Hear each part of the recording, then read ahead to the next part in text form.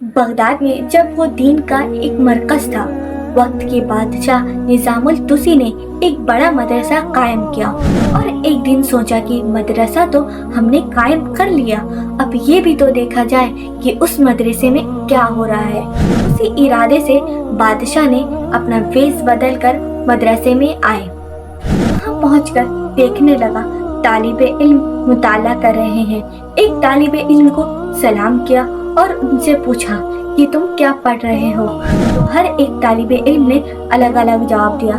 कोई काजी बनने का कह रहा था, कोई मुफ्ती बनने का कह रहा था, वगैरह वगैरह। ये सब मुनासिब दीन के ही थे, लेकिन उसके बावजूद बादशाह ये जवाब सुनकर मायूस हो गया और कहा, जब सबकी नीयत ये है तो इस मदरसे को खत्म हो जाना चाहिए।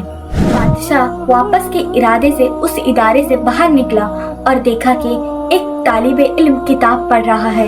बादशाह ने सोचा इससे भी पूछा जाए। उसने सवाल किया, क्या पढ़ रहे हो? तालिबे इल्म ने किताब का नाम लिया और कहा, क्यों पढ़ रहे हो? तालिबे इल्म ने कहा, क्योंकि अल्लाह ने मुझे पैदा किया है, मैं इसलिए पढ़ रहा हूँ कि मुझे पढ़ने के बाद मालूम हो कि अल्लाह ने किस चीज़ का हुक्म दिया है वो मैं करूँ और जिन चीज़ों से मना किया है उनसे मैं रुक जाऊँ। इस तालिबे इल्म का जवाब सुनकर बादशाह कहा, जिस इदारे में ऐसा तालिबे इल्म हो वहाँ मदरसा बंद नहीं होना चाहिए।